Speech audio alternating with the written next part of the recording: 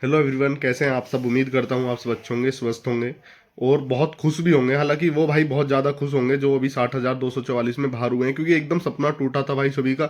और नहीं पता था कि यूपी पुलिस कांस्टेबल की अगली वैकेंसीज ना जाने कब आएंगी। पर भर्ती बोर्ड ने बता दिया है कि अप्रैल के लास्ट में आ जाएंगी। और जहां तक है लास्ट मई में तो नोटिफिकेशन आ ही जाएगा, और नोटिफिकेशन आने के बाद बहुत ज़्यादा टाइम मिलेगा नहीं एग्जाम के लिए। ये आप सभी चारों तरफ से सुन ही रहे होंगे। और ये भाई सच भी है, क्योंकि जब पिछली बार दिसंबर में वैकेंसीज आई थी तो फरवरी में एग्जाम ले लिया था, और शायद 15 जनवरी तक फॉर्म चले थे। और उसके तुरंत एक महीने बाद यानी 17-18 फरवरी को एग्जाम भी थे, जो हो भी गए थे, पर लीक होने के कारण फिर वो बाद में हटे। वो बात अलग है, लेकिन इस बार ऐसा नहीं मिलेगा देखने को, जहां तक मुझे लग रहा है, क्योंकि ये भर्ती भी ऐसी ही हुई है, अब अच्छे से हुई है। तो भाई सबसे जरूरी बात यह है कि आपको तैयारी कैसे करनी है, क्या कोई बैच लेना जरूरी है, वो सारी चीजें इस वीडियो में मैं आपको बताऊंगा। तो वीडियो को लास्ट तक देखेगा, और हो सके तो अपने सभी दोस्तों के साथ शेयर जरूर कर दीजिएगा जो यूपी पुलिस कांस्टेबल की तैयारी करने वाले हैं। देखो भाई, ऐसा बहुत कम रेयर चांस होता है कि इतनी जल्दी वैकेंसीज आपको देखने को मिलती हैं। तो प्लीज तैयारी बहुत अच्छे से करना।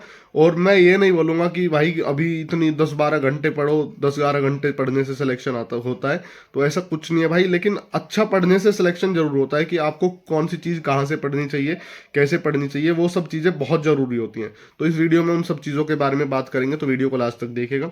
और एक चीज़ और मैं आपके साथ शेयर करना चाहता हूँ। आपको स्क्रीन पर टेक्स्ट बुक की एक बैनर दिख रहा होगा जिसमें end of the season cell चली हुई है। जो आपको पास प्रो है वो 351 रुपीज़ में मिलने वाला है, और हमारा कूपन कोड मिशन यूज़ करोगे तो 12% डिस्काउंट मिलने के बाद 351 रुपीज़ में मिलेगा। आप डेली मॉक टेस्ट लगा सकते हैं, और यहाँ पर यूपी पुलिस ही नहीं, यूपी एसआई, दिल्ली पुलिस और भी जो जितने भी एग्जाम है सबके मॉक टेस्ट यहाँ पर अवेलेबल है। ये जो मॉक टेस्ट की जो सेल है ये आज और कल चली हुई है, तो प्लीज़ अभी खरीद लीजिएगा, बाद के लिए डिनाई मत कीजिएगा। तो करते हैं भाई वीडियो की शुरुआत। सबसे पहले उन भाइयों की बात करते हैं, उन साथियों की बात करते हैं जो अभी 60,244 जिनमें नहीं हुआ, उनमें नहीं हुआ। देखो भाई, तैयारी सभी ने की थी, बट किस्मत का भी बहुत बड़ा रोल रहता है। बट अब अभी आपको किस्मत के बारे में नहीं सोचना है, अभी फिलहाल मेहनत करनी है। देखो, अगर अभी आपको ऐसा लग रहा है कि देखना, तुम भी बताना कमेंट बॉक्स में कि जब पढ़ने बैठते हो नींद आने लगती होगी कि यार अभी सिलेबस कंप्लीट नहीं हो रहा है, या रिवीजन वगैरह नहीं चल पा रहा होगा, नींद सी आने लगती होगी, आलकस सा आता होगा। सच सच बताना भाई सारे भाई कि ऐसा हो रहा है या नहीं हो रहा। अगर ऐसा हो रहा है तो भाई अभी मैं एक बात बताऊंगा आपको। अभी आप केवल केवल एक मॉक टेस्ट जरूर लगाइए, मतलब अभी से स्टार्ट कर दो एक मॉक टेस्ट। मॉक टेस्ट में क्या होगा आपको कि मैथ रीजनिंग की आपकी प्रैक्टिस हो जाएगी अच्छे से, क्योंकि ये अभी मैं उनके लिए बता रहा हूँ जो पहला जिन्होंने ये जो एग्जाम था वो दिया था। और जैसे ही आप मॉक टेस्ट लगाओगे तो मैथ रीजनिंग की अच्छी प्रैक्टिस होगी। हिंदी को भी आप कुछ ना कुछ याद करने की कोशिश करोगे जो आपने पहली पढ़ी है। हालांकि रिवीजन करना होगा, तभी मार्क्स जो है अच्छे आएंगे, वरना थोड़ा सा अनकंफर्टेबल फील करोगे मॉक टेस्ट देते टाइम। ठीक है, जीएस आपको पुराने जो नोट्स हैं वो उठाने हैं। अभी जीएस की कोई क्लास नहीं लेनी है आपको, वो हिंदी की आप ले सकते हो, क्योंकि अभी से जीएस की क्लास लोगे तो और ज़्यादा भाई नींद आएगी ही।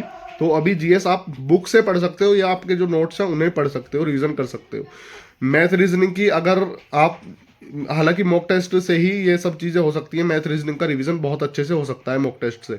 अगर आप मॉक टेस्ट लाओगे तो अच्छे से हो सकता है। लेकिन अगर आपको लगता है कि हाँ, पहले जो मेरा सिलेक्शन नहीं हो पाया वो मैथ रीजनिंग के कुछ क्वेश्चंस थे जिनकी वजह से नहीं हो पाया, तो वो चैप्टर आप अभी फाइंड आउट करो कि कौन से चैप्टर उस वाले एग्जाम में आपके ऐसे थे जिनके आपके क्वेश्चन नहीं बन पाए थे, मतलब कि गलत हुए थे ज़्यादातर।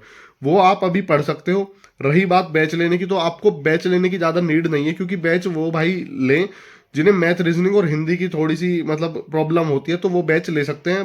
अगर आपकी ये चीज़ें ठीक हैं तो मॉक टेस्ट में वो सब चीज़ें आपकी प्रैक्टिस से ही अच्छी हो जाएंगी। और आप प्रैक्टिस सेट्स ऑनलाइन भी कर सकते हो, ऑफलाइन भी कर सकते हो, अवेलेबल हैं। और यूट्यूब पर भी आप कर सकते हो। राहुल तेवतिया सर के पुराने पड़े हुए हैं, दीपक भाटी सर के पड़े हुए हैं मैथ्स के, और भी टीचर्स हैं उनके पड़े हुए हैं। क्योंकि जो वो हैं प्रैक्टिस सेट्स, उनमें तो आपको केवल सॉल्यूशन ही करना है उनको। अगर आपको आते हैं, क्वेश्चन नहीं आता तो उसे देख सकते हैं कैसा हो, मतलब कैसे करने हैं वो क्वेश्चन, उनकी टेक्निक क्या है।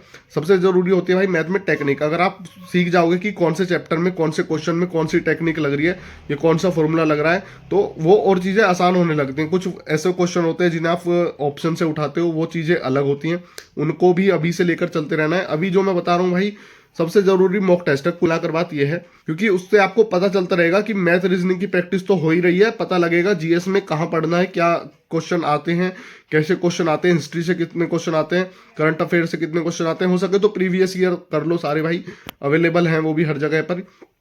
और अब उन भाइयों की बात करते हैं जो अभी से तैयारी स्टार्ट करेंगे। देखो आपके पास जहां तक मुझे लग रहा है कि एग्जाम जो है अगस्त तक ही होगा अभी से। और जब तक आपको सिलेबस कंप्लीट अभी से स्टार्ट, मतलब सिलेबस अभी से स्टार्ट कर दो। 1 अप्रैल से सभी अपने बैच लॉन्च कर रहे हैं, तो हो सकता है आप, जरूरी हो तो आप बैच ले लीजिए, वरना अगर आपको लगता है कि मैथ रीजनिंग थोड़े बहुत आते हैं तो फिर प्रैक्टिस सेट लगाइए और सीखने की कोशिश कीजिए। अगर आपके आसपास कोई भाई है आपका, उनसे मैथ पढ़ने की एक बार कोशिश जरूर कीजिएगा, अगर आपको ऑनलाइन समझ में नहीं आ रहा है, क्योंकि हर कोई ऐसा नहीं होता जो ऑनलाइन चीजें कैप्चर कर लेता है। कुछ कुछ भाई ऐसे होंगे जो ऑफलाइन भी चीजें कैप्चर कर सकते हैं, मतलब तो ऑफलाइन देख सकते हैं, क्योंकि ऑफलाइन अगर आपको कोई पास वाला समझा सकता है, वो एक अच्छे तरीके से समझा सकता है, और आप उससे जेन्युइनली अपने डाउट रख सकते हैं कि भाई मुझे यहाँ से समझ में नहीं आया, मुझे यहाँ से समझ में नहीं आया, बता दीजिए। तो वो और भी अच्छी चीज़ रहेगी। सबसे ज़रूरी चीज़ इसमें रीजनिंग और हिंदी है। हिंदी को अभी से लेकर चलो, क्योंकि हिंदी का भाई पता नहीं कहाँ से कैसे क्वेश्चन आ जाएं, और मतलब घुमा फिरा कर क्वेश्चन थोड़े से आए थे इस बार भी, आप सभी को पता है। तो हिंदी भी अभी से पढ़ना स्टार्ट कर दीजिए, और बाकी टाइम होते हुए बैच ले लेना, क्योंकि जो अगर आप फ्रेशर हो फिर भाई बाद में बहुत लेट हो जाता है, फिर हो नहीं पाती हैं चीज़ें कवर। अभी से कर लीजिएगा। आपको जीएस सारी पढ़नी पड़ेगी, हिंदी आपको सारी कवर करनी पड़ेगी, मैथ और रीजनिंग, ये भाई ये नहीं है कि आप 2 महीने में कर लोगे, पर अभी से अगर लग जाओगे तो कर लोगे, और लास्ट में प्रैक्टिस का भी टाइम मिलेगा। तो अभी से लग जाओ, बाद में मत सोचना कि मैं बाद में बैच लूँ या बाद में वो करूँ। बैच ले लो आप, मैं तो यही कहूँगा बैच ले लो, और बैच लेकर पढ़ो। जो भी जहाँ से भी आपको लगे कि मुझे यहाँ से समझ में आ रहा है, उस टीचर का बैच ले लो। मैं किसी को सजेस्ट नहीं करूँगा कि वहाँ से ले लो। मैंने भाई कोई बैच नहीं लिया था, मैंने यूट्यूब से ही किया था। मतलब नवीन सर के प्रैक्टिस सेट्स आते थे हिंदी के, वो किए थे, और मैथ्स रीजनिंग के भी प्रैक्टिस सेट्स वगैरह ही किए थे। और पहले अंकित भाटी सर की जो ऑफलाइन की पेन टैब की हिंदी थी, वो मैंने एक बार कवर की थी। उसी से मतलब काफ़ी चीज़ें क्लियर हो जाती हैं। अगर आप एक बार पढ़ लेते हो ना, एक बार कि थोड़ा थोड़ा पढ़ लेते हो हर चैप्टर को, और उसके बाद देखते हो कि हाँ अब फिर प्रैक्टिस में कुछ चीज़ें याद होती हैं, कुछ चीज़ें तब याद होती हैं तब आप पढ़ते हो। तो यही चीज़ें धीरे धीरे मतलब मार्क्स आपके बढ़ने लगेंगे। तो जो जिन्होंने पहले एग्ज़ाम दिया है वो मॉक टेस्ट, और जिन्होंने अब जो मतलब जो अब तैयारी करेंगे वो पहले सिलेबस कंप्लीट करो। कुल मतलब कहने का ये था। अगर आपको और भी कुछ डाउट है तो आप अपना मतलब कमेंट बॉक्स में पूछ सकते हो। कुछ भी अगर आपको डाउट है तो सभी का रिप्लाई करूंगा भाई, कोशिश करूंगा सबकी। बाकी यही था वीडियो में, शेयर कीजिएगा अपने दोस्तों के साथ अगर हेल्पफुल लगी हो।